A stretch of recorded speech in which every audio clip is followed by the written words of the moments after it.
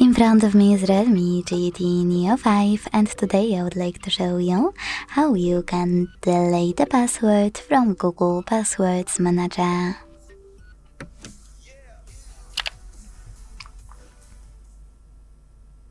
Begin by opening Settings and scrolling all the way down. Then tap on Google. Select All Services. Scroll again and hit Autofill with Google here.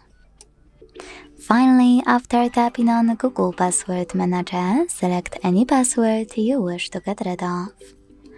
Enter your screen lock, hit the Delete button and confirm your choice in the pop-up.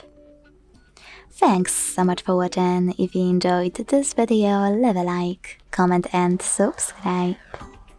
Bye!